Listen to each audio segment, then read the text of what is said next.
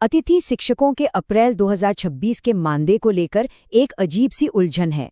सोचिए, काम महीने की पहली तारीख से हो रहा है और उसे जारी रखने का सरकारी आदेश भी ठीक उसी दिन आता है। तो ये कहानी सिर्फ हिसाब किताब की नहीं, बल्कि नियमों और समय के एक दिलचस्प टकराव की है। तो चलिए इस पहेली के सुरागों को एक एक करके खंगालते हैं। और देखिए, सारी उलझन की जड़ यही एक सवाल है। अगर सेवा बढ़ाने का ऑर्डर 1 अप्रैल को आया, तो फिर उस दिन और उसके ठीक बाद के दिनों में जो हाजिरी लगी, उसका क्या? उन दिनों का मानदेय मिलना चाहिए या नहीं? आइए इस गुत्थी को मिलकर सुलझाते हैं।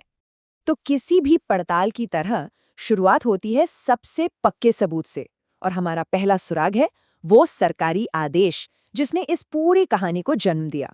जरा देखते हैं कि इस दस्तावेज के अंदर आखिर लिखा क्या है। ये देखिए, ये है हमारा पहला सुराग। जनजातीय कार्य विभाग का ये आधिकारिक पत्र है, और इसमें सबसे जरूरी चीज है इसकी तारीख, 1 अप्रैल 2026। मतलब ठीक उसी दिन ये आदेश जारी हुआ, और इसमें साफ साफ लिखा है कि अतिथि शिक्षकों की सेवाएं 30 अप्रैल 2026 तक जारी रहेंगी। मतलब सीधा सीधा पूरे महीना के लिए। अच्छा, अगर हम इस आदेश को एक टाइमलाइन पर रख कर देखें तो ये बहुत सीधा साधा लगता है ना। 1 अप्रैल को ऑर्डर आया और कहा कि 30 अप्रैल तक सेवा जारी रहेगी। कागज पर तो पूरा महीना कवर हो गया, लेकिन असली कहानी तो तब शुरू होती है जब हम जमीनी हकीकत को देखते हैं। अब चलते हैं हमारे दूसरे और बहुत जरूरी सुराग की तरफ। सरकारी आदेश अपनी जगह है, वो ठीक है, लेकिन उस दिन स्कूल में असल में क्या हो रहा था, इसका जवाब हमें सबसे भरोसेमंद जगह से मिलेगा, और वो है स्कूल का अटेंडेंस रजिस्टर। और ये रहा वो दूसरा सबूत, अप्रैल 2026 का अटेंडेंस रजिस्टर। यही वो दस्तावेज है जो बताएगा कि कौन कब काम पर था। चलिए थोड़ा जूम करके देखते हैं कि इसमें क्या मिलता है।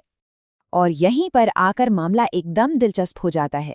ये देखिए, 1 और 2 अप्रैल के कॉलम में शिक्षकों के दस्तखत साफ साफ नजर आ रहे हैं। इसका मतलब क्या हुआ?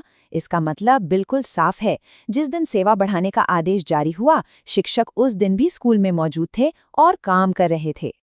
और रुकिए, ये बात सिर्फ 1 या 2 दिन की नहीं है, 3 और 4 अप्रैल को भी हाजिरी दर्ज की गई है। तो अब ये बात एकदम पक्की हो जाती है कि महीने के शुरुआती दिनों में शिक्षक स्कूल आ रहे थे और काम कर रहे थे। तो ठीक है, अब हमारे पास 2 पक्के सबूत हैं। एक तरफ सरकारी आदेश, दूसरी तरफ उपस्थिति पंजी। अब वक्त आ गया है कि इन दोनों को आमने सामने रखकर देखें और समझें कि पूरी तस्वीर आखिर बन क्या रही है। अब ये टेबल देखिए, इससे सारी पहेली शीशे की तरह साफ हो जाती है। एक तरफ आदेश कहता है कि सेवा 1 अप्रैल से 30 अप्रैल तक है। वहीं दूसरी तरफ रजिस्टर ये साबित करता है कि शिक्षक 1 अप्रैल से ही स्कूल में उपस्थित थे। मतलब आदेश और उपस्थिति के बीच कोई गैप है ही नहीं। तो फिर सवाल ये है कि समस्या है कहाँ? तो इन सारे सबूतों को देखने के बाद हम आखिर किस नतीजे पर पहुंचते हैं? और सबसे जरूरी बात, अतिथि शिक्षकों के मानदेय के लिए इस सब का मतलब क्या निकलता है? तो देखिए, हमारी इस पड़ताल से जो निष्कर्ष निकल रहे हैं वो एकदम साफ हैं। सरकारी आदेश पूरे अप्रैल महीने के लिए था और वो 1 अप्रैल को ही जारी हुआ, और रजिस्टर ये बताता है कि शिक्षक भी उसी दिन से स्कूल में मौजूद थे। तो जब आदेश और उपस्थिति दोनों एक ही दिन से शुरू हो रहे हैं, तो कायदे से तो कोई कंफ्यूजन होना ही नहीं चाहिए, है ना? लेकिन यहीं पर एक प्रशासनिक अस्पष्टता या कहें कि एक कंफ्यूजन पैदा होता है, खासतौर पर उन शुरुआती दिनों के मानदेय को लेकर। और यहीं पर ये मामला सिर्फ कुछ दिनों के मानदेय से कहीं बड़ा हो जाता है।